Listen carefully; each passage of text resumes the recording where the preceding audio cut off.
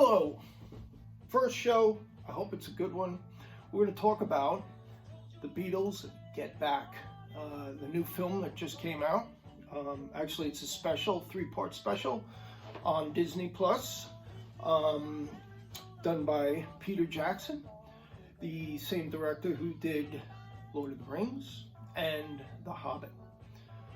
The reason I'm doing this is because I'm seeing some others do it online, and I think that we can get even a little bit more out of another review.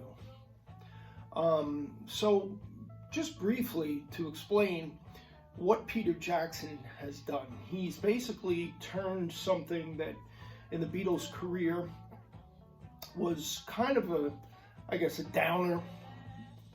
Nothing they really did was a downer, but this kind of felt a little low, and made it into something that's very happy, very joyous, and something that we all are going, hey, this is great, we've never seen this, especially avid Beatle fans. And when I say avid Beatle fan, I mean people who've read books about them, people who watch Help and A Hard Day's Night all the time, even Magical Mystery Tour, who've even seen the first Let It Be movie, and who have gone to Beatle Fests. Very good thing to go to feel the spirit of the Beatles. Go to a Beatle Fest. Great place. So what we wanted to try to do today is get a closeness to what's going on with this new documentary. 3 episodes, 6 hours, taken from close to 60 hours worth of film, and shrunken down to 18 hours, and then shrunk it down to 6. Peter Jackson has said that 6 is the absolute, he couldn't go any smaller than that, or else he wouldn't be doing the thing justice, and he wouldn't even have done it anyway. So he did do it, and he made it 6 hours, and he got an okay from Ringo and Paul. Actually saw it and said, okay, it's good. And of course, once those two guys and Olivia Harrison, George's wife, once they give it an okay, Disney, I'm sure, was like, okay, we'll do it. I actually heard they were going to take the cursing out, but left it in because you want it to be authentic. And there's a warning about smoking in the movie. They all smoked. Everybody smoked. It's 1969. A lot of people were smoking. I was born in 1965 when the Beatles were actually doing Help at the time. Help and Rubber Soul, kind of right in between there.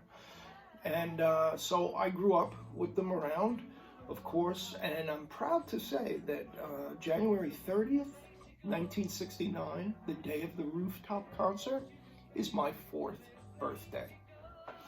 Isn't that wonderful? The Beatles performed on my birthday. Anyway, let's get to the documentary. It opens with, it almost has the same feeling. It opens with sort of like a quick version of the Complete Beatles. Remember back, I don't know if anyone's seen it, back in like 79, 80. Someone put out a 2-hour documentary called The Complete Beatles, which at the time was probably the best compilation of Beatle footage that you could have gotten together in a good manner. It was solid. Years later, in 1994, they all did the anthology where they got Paul, Ringo, and George together, and they each had them candidly talk about their history, and they each had them at a table talking together, which was a good thing. And if you look at the last disc, they actually played together at a studio. I believe it was in George's house. Anyway, so the beginning of this movie or series is you see the Beatles, the bass drum head that says the Beatles on it. Mal Evans, their roadie, is walking with it. Now that's in the original movie as well. It kind of starts sort of that way.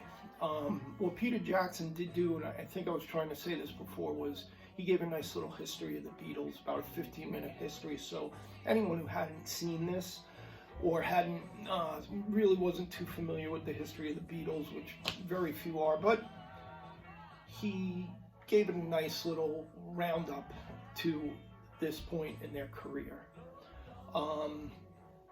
And Ron Howard actually did the Beatles touring years, which was pretty cool too. More specified on their touring years, but in the earlier part of their career. So as a preempt to this, you might want to watch that. That was pretty good too. Actually, it was very good. And it starts off that way.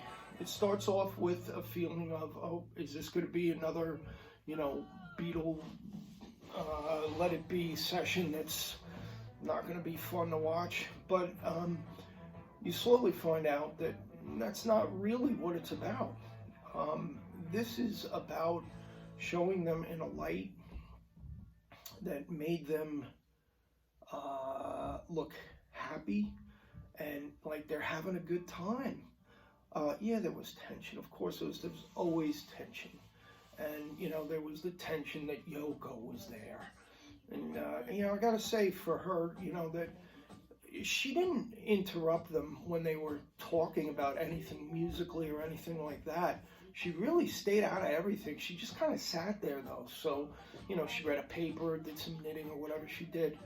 But she really stayed out of it. But it was just her presence of being, like, right there that I think, caused a little bit of anxiety. Also, George was starting to grow as a writer. He had actually been growing as a writer, but never really got his songs on any of the albums. So they had like the White Album where George, I think he did Piggies and a couple of good songs on that one. Where he was on it, but mostly he was not. It was always Lennon McCartney, and one of the greatest writing teams of all time. So what happened was you got this tension already there, so the stage is set. Then they stick them in this. Actually, it's a movie studio called Twickenham, and it's a big box, like a gym, an empty gym, size of like a high school gym, but empty. And they fill it up with, they put some lights, and they have a little stage setting, and they set up the drums, they set up some amps, they set up a PA, and the Beatles come in one by one, and they, light a cigarette and start playing and have a good time.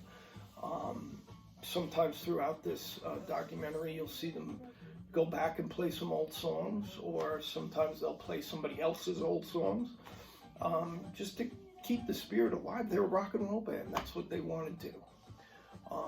But they did have 14 new songs to get written.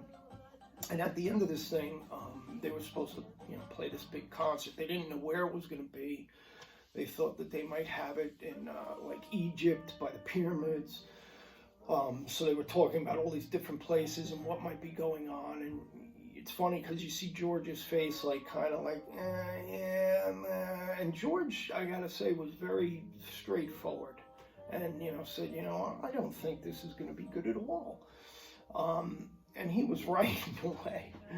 So while they're at Twickenham, you see Paul and John having a great time together, just being around each other. Ringo was ready to go at any moment. He was behind those drums, and anything that was being brought up or in at the time, musically, creatively, he was right there, just kind of tapping along to make sure that he was in it. Because it's hard for a drummer to just come in, hear it, and go, okay, bang. He was part of the creative process, even though he didn't say much at all. They pretty much said, do this, but Ringo's Ringo, and he's solid. He is an on-time drummer, and I've played drums in bands, and the one thing that's difficult is to sit there and listen to the people out front talk about a song or tuning instruments and stuff like that and not want to tap, because you got this drum set in front of you and you feel like, oh, I got to tap. But Ringo, very professional, you know, put the sticks like this and only played when it was necessary for him to play. So I got to hand it to Ringo. Great job on that. What happened though was you started to feel the tension between them, you know, with the famous Paul and George row that they had, argument in American. They had a little argument, you know, about how George was going to play a song, and Paul was trying to bring an example of Hey Jude when they shouldn't have had a guitar part at all. And then, you know, George said, I won't play if you don't want me to play, that whole thing. But there was also tension between George and John, actually, too, which I didn't know until I saw this. And it was strange when George, I don't want to blow it, but George walks out after the first part. He leaves, he quits the Beatles. And John is basically, they're all kind of just standing there, kind of dumbfounded in a way. And Paul just goes, yeah, he left, George left. And John goes, well, I guess we'll have to get Eric Clapton. It felt like, well, wait a minute, you're the Beatles, like, it's you four. How could you just say, you know, I'm going to get Eric Clapton? Eric Clapton's great, there he is right there. But, you know, he's not a Beatle. There's a certain thing about the Beatles. And, you know, Eric Clapton did play on While My Guitar Gently Weeps, that George song, on the White Album. Great song, by the way, on that album. But he's not a Beatle. And I just thought it was funny that John would bring that up. I guess he was just sort of panicked himself. And they started playing together, just the three of them. You know, they said, okay, let's just finish the day off. We might as well do something. So they do, but they end up having this whole thing where, you know, now Yoko did pick up a microphone. And she started doing her, you know, thing where she kind of yells into the microphone, and they get feedback with their guitars, and you can see Paul going up against the amp and going like this, you know, trying to get, but it was funny that Paul was joining in on the whole thing, because that was sort of a John thing, with Yoko, that they would do that. As a matter of fact, that's on their album, Two Virgins, which came out around the White Album time, like right around this time, where they appear on the cover, the original cover, they appear in their birthday suits. And funny story is when John brings the cover of the album into the studio for the guys to see it, and you know, it's shocking. You know, he was your friend and, you know, his new love, naked on the cover of this album, and he's looking to say, hey, what do you think, guys? And Ringo picks it up and goes, oh, I see you got the New York Times there. Like, obviously, you know, your thing isn't hanging out there, but I just thought that was a really funny story. They told that in the anthology. Great story. And you know, Ringo was like, you know, John, we always have to answer when things like this happen. You know, they're gonna call us, and we're gonna have to say something about it. It just puts more pressure on us. And John just said, you know, all you have to do is answer the phone ring. I don't know what he was trying to say with that, but he was basically just saying, don't worry about it. It'll all work out. It'll be fine. So anyway, I was watching this with my brother-in-law, who was a sound engineer, a very good sound engineer.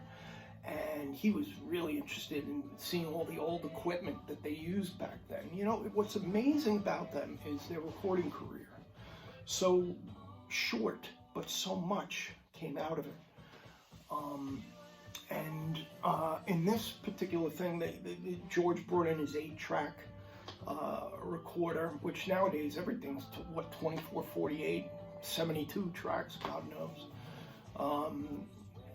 When they did this, though, it was, you know, 8-track. Sgt. Pepper was done on a 4-track. That was the genius of George Martin. Sgt. Pepper on a 4-track. Wow. So when this came in, you know, they were enjoying it. They were having fun playing together, but this Twickenham place was just not doing it. They brought in the piano, you know, the Bloomfield piano, and it was great to see.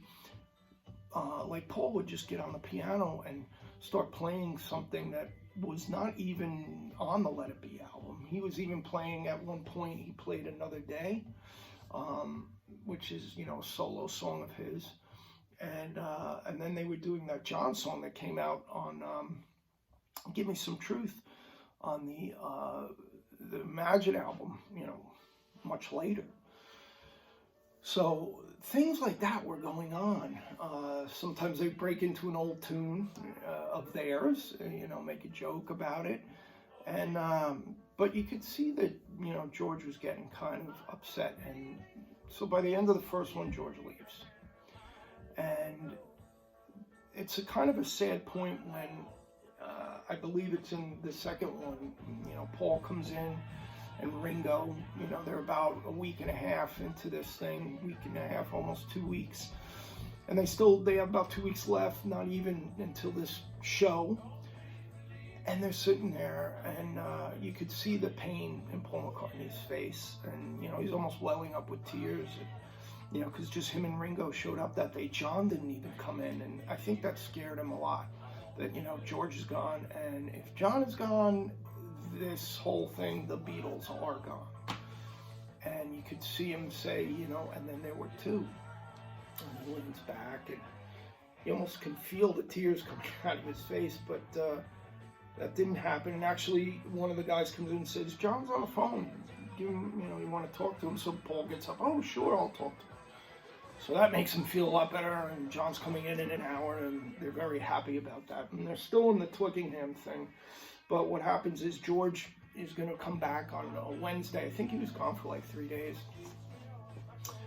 And they move the whole thing. They decide to abandon this place, this Twickenham place, this big cold box, and move into Apple Studios. Not EMI, but Apple Studios on Savile Row. And that place was much, much better, more conducive to a group thing, and closer in the room, and better sound, better PA, better everything, and better atmosphere and mood for them to do what they needed to do. So they move into this place, and finally George does come back. They went to his house several times to see, you know, if they could get him back, and finally they did get him back, and that was kind of cool that he came back, and he came back with a smile on his face. And you'll see that. You know, it's hard for me to explain or bring it out exactly how you're going to feel watching this. But just, I'm trying to get a little bit of the atmosphere of what's going on, because it's just so great. And as an avid Beatle fan, seeing this, it's just opened a bunch of doors that, you know, that were always, you know what, we kind of knew some of this. If you've read a lot of books, you would know some of these things, but to actually watch it and feel the spirit of the thing is what's important. And you could tell that the spirit wasn't all that great until Billy Preston walks in the room. Now, they had met Billy Preston back in, I think it was 1960 or 62. He was playing with, like, Little Richard or something. And so they kind of knew each other a little bit from the past. And, you know, he happened to be in the area and just decided to stroll in and say hello to the guys. And they were, you could tell all three of them just go around him. And he's just like, hey, you know, how you doing, guys? And they're like, oh, great, you know, we could use, actually, a keyboard player. So he gets behind the keyboard, and right away, you can, the mood in the room changed, and you could hear the sound, too, that Billy Preston, the guy could just pick it up. He could do how they did things. They didn't write things. They didn't have charts and stuff like that, the Beatles. Everything came from up here, boom, right out. And Billy Preston actually could pick up on that because he's got a great ear. And when he's playing, I think it was Don't Let Me Down, Lennon song, and it just, the keyboard that he puts into it, they're just like, wow, what a difference this makes. This sounds great, guys.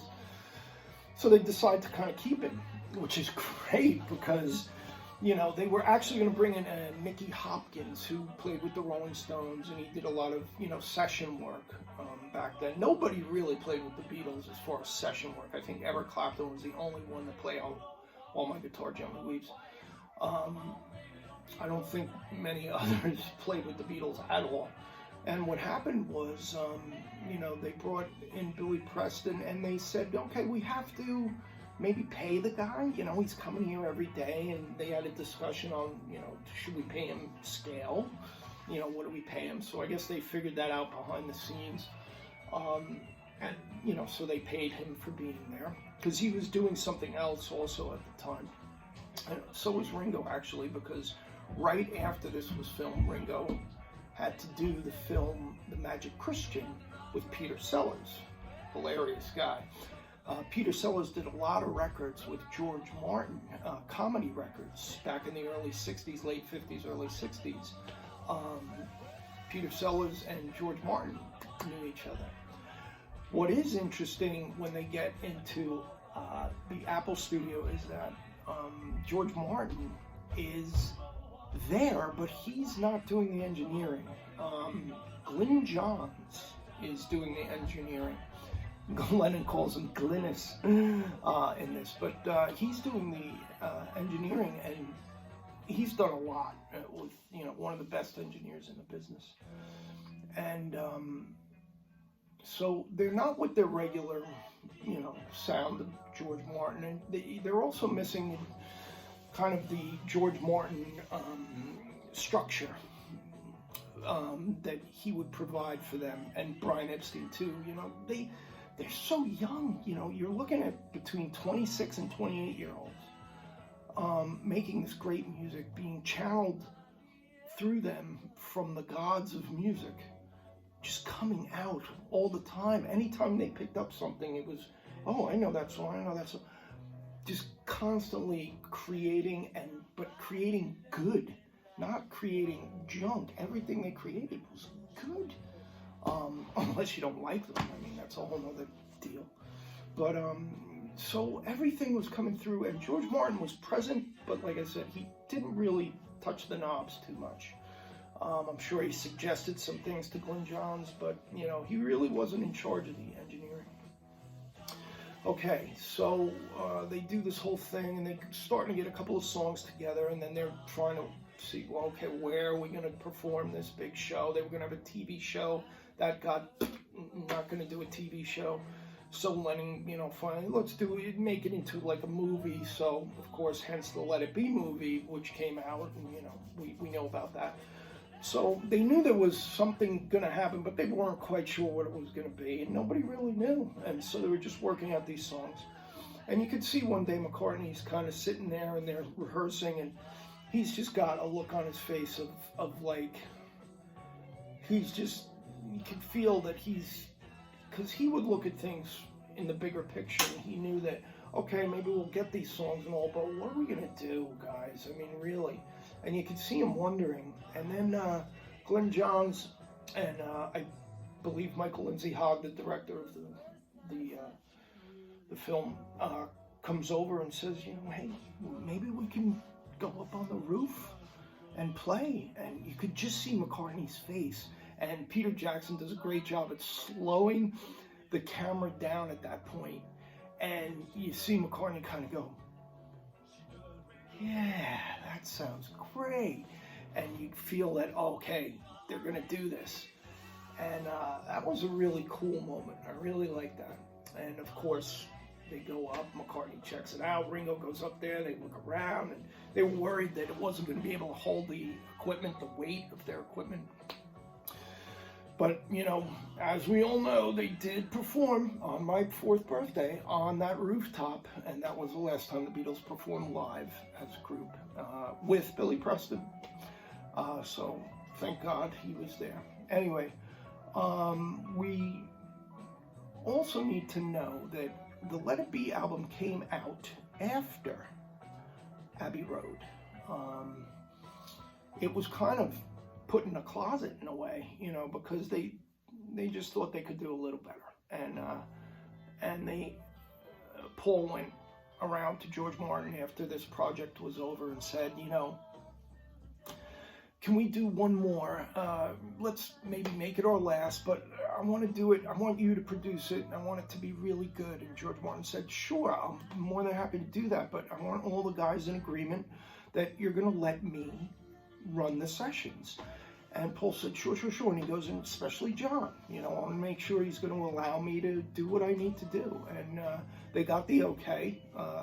And so George Martin did Abbey Road. And as we all know, Abbey Road is just fantastically, beautifully sounding and produced album, beautifully. And it was really something that, you know, probably only happens once in a long time. But this project came out after that. And what happened was, because George Martin was done with Abbey Road and blah, blah, blah, Phil Spector was brought in. I believe John Lennon brought him in. If I'm wrong, I'm sure somebody's going out there, no, it wasn't him, but I think it was. And he brought in Phil Spector, and Phil Spector has this engineering thing called wall of sound. It's like a layer of sound to create the song. And he added strings to, like, The Long Winding Road and Let It Be, and there's some horns in there and stuff like that. But, you know, it's all kind of in the background, kind of almost like a pre-70s sound, you know, with those background keyboards and stuff on songs and things. But McCartney couldn't stop this from being pressed, so hence you have that album. And I know Paul was not happy with that, but you know, what are you going to do? It's the Beatles, and there it is. So many years later, 35 years later, they have this, the Beatles, Let It Be, Naked. And that is the true sound of those sessions, those Let It Be sessions. We've actually been listening to it on here because I also have it on CD, and it's being played right now. But like, even this song, Across the Universe, you would hear all kinds of little things in the background. That was Phil Spector. But this is the naked version, so you're not hearing all that stuff, which is actually kind of nice. And it's them. You know, there's nothing added on, nobody else's ideas, no in the background.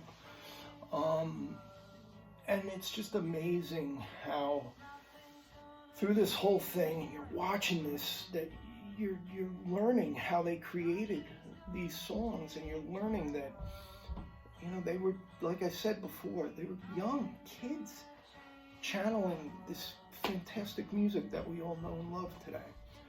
Anyway, I hope I brought a better light to it than, you know, some of the things I've seen on, you know, YouTube. I just thought it was time. And, you know, if it's good, you know, hit the subscribe button or whatever, and maybe I'll do some more of these, you know. You know, we could go through Sgt. Pepper. I'm also a big Who fan, so I could do a lot of Who stuff as well. Just tell me if you liked it, if you didn't, and why. That would be nice, because if you didn't like it, I'd kind of like to hear why you didn't like it, and maybe I can change that. And you know, because this is for you, it's for you guys, you know, because I wanted you to get that feeling and that knowledge that you should have before you watch this. So watch it, enjoy. I would suggest watching maybe each day 2 hours. To watch it all in one shot, unless you're just one of those people that can do that, great, but you're going to miss something. Or just watch it again, whatever. I'm still watching it, you know, so.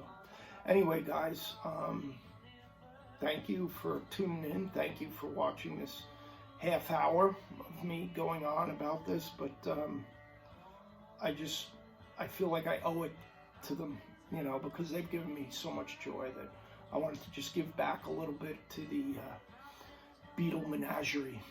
All right. So have a good night, have a good day, have a good afternoon, whatever you're doing watching right now, and hopefully we'll see you soon.